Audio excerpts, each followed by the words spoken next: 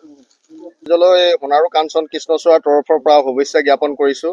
আৰু আপোনালোকে সকলোৱে জ্ঞাত 2019 বৰ্ষৰ 1 ডিচেম্বৰৰ পৰা আমি চৰাইদেউ জিলাখনৰ বিভিন্ন প্ৰান্তত গাঁৱে ভূঞে সোণাৰু কাঞ্চন কৃষ্ণচূড়া পলাশ এই গছবিলাক ৰোপণ কৰি আহিছোঁ। আমাৰ উদ্দেশ্য এটাই যে চৰাইদেউ জিলাখনক সোণাৰু কাঞ্চন কৃষ্ণচূড়া পলাশ এইবিলাক গছ গছনি ৰোপণ কৰি এক প্ৰাকৃতিক সৌন্দৰ্যৰ এক নতুন আভাস সৃষ্টি কৰি পৰ্যটন ক্ষেত্ৰখন গ্ৰাম্য পৰ্যটন ক্ষেত্ৰখনলৈ পৰ্যটকক আকৰ্ষণ কৰা আমাৰ মূল উদ্দেশ্য।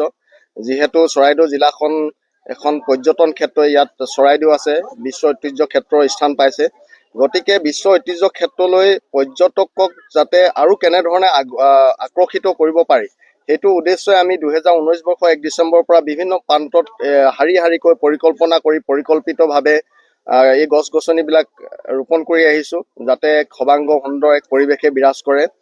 আৰু সেই তাৰ উদ্দেশ্যে আমি প্ৰত্যেক বছৰে জনসাধাৰণক সজাগ কৰিবৰ কাৰণে আমি সোণাৰু কাঞ্চন কৃষ্ণচূড়াৰ মহোৎসৱ আয়োজন কৰোঁ।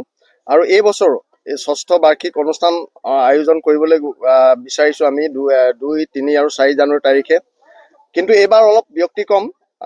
আমি এইবাৰ কি কৰিছোঁ যে সোণাৰু কাঞ্চন কৃষ্ণচূড়াৰ মহোৎসৱত প্ৰৱেশ কৰিবলৈ হ'লে আপোনালোকে সকলোৱে সোণাৰু কাঞ্চন কৃষ্ণচূড়াৰ সদস্য হ'বই লাগিব।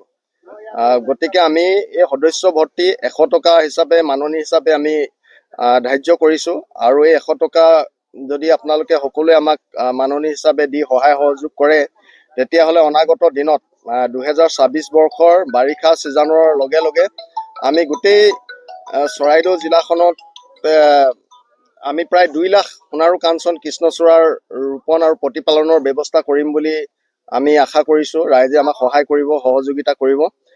আৰু আপোনালোকে সকলোৱে জানে আমাৰ প্ৰথম 2 তাৰিখে আমাৰ জুবিন গাৰ্গৰ জুবিন গাৰ্গৰ নৃত্যৰ প্ৰতিযোগিতা অনুষ্ঠিত হ'ব।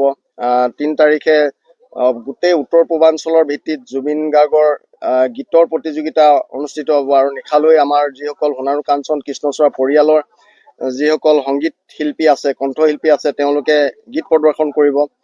আৰু 4 জানুৱাৰী তাৰিখে আমি জুবিন গাৰ্গৰ স্মৃতিত যিটো মায়াবিনী গীত, সেই মায়াবিনী গীতটো প্ৰায় 1 লাখ লোকৰ জনসমাগমত আমি পৰিৱেশন কৰিম। তাত প্ৰায় 150 জন আমাৰ শিল্পী থাকিব। আৰু নিশালৈ বম্বেৰ পৰা বম্বে ভিকিন্সৰ নীৰজ সিদ্ধাৰ আদিকে কৰি প্ৰায় 12 জন শিল্পী উপস্থিত থাকিব। আৰু তেওঁলোকেও আমাৰ অসমলৈ প্ৰকৃতিৰ সুৰক্ষাৰ ক্ষেত্ৰত সকলোকে সজাগ কৰিবলৈ আহি আছে। তেওঁলোকে গীতৰ মাজেৰে জনসাধাৰণক প্ৰকৃতিকনো কিয় সুৰক্ষিত ৰাখিব লাগে তেওঁলোকে গীতৰ মাজেৰে বুজাবলৈ চেষ্টা কৰিব। আৰু সেইদিনাখনে আমি জুবিন গাৰ্গক মৰণোত্তৰভাৱে চিৰসেউজ বঁটা প্ৰদান কৰিম। আমাৰ প্ৰকৃতিৰ ধ্বংসলীলা চলোৱাৰ সময়ত সাহসী কণ্ঠৰে সততে মাত মতা আমাৰ সকলোৱে জনপ্ৰিয় শিল্পী ৰবি শৰ্মাদেৱক আমি সাহসী কণ্ঠ বঁটা প্ৰদান কৰিম।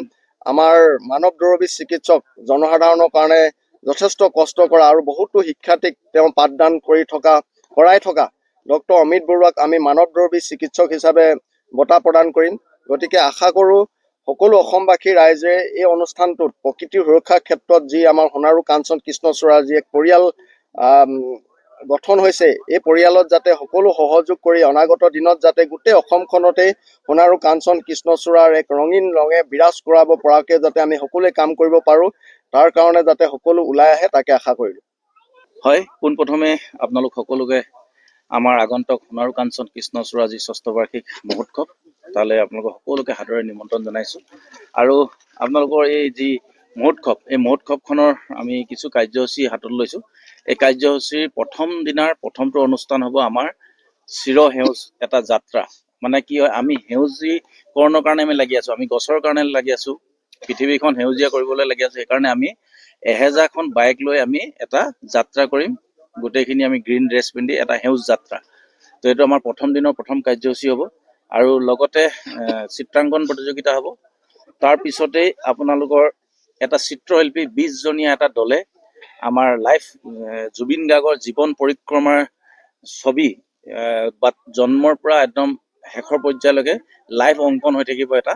আৰু লগতে জুবিন গাৰ্গৰ এখন প্ৰতিচ্ছবি 3000 বৰ্গফুটৰ এখন প্ৰতিচ্ছবি তেওঁলোকে লাইভ অংকন কৰিব কয়লাৰে। এইটো আমাৰ এছিয়া বুক অফ ৰেকৰ্ডছৰ কাৰণে তেওঁলোকে কৰিব। আৰু সেইদিনাখনলৈ গধূলিলৈ আমাৰ যিসকল প্ৰকৃতিপ্ৰেমী আছে, প্ৰকৃতিপ্ৰেমীৰ লগতে সজাগতামূলক এটা বাৰ্তা আলোচনা হ'ব। লগতে আমাৰ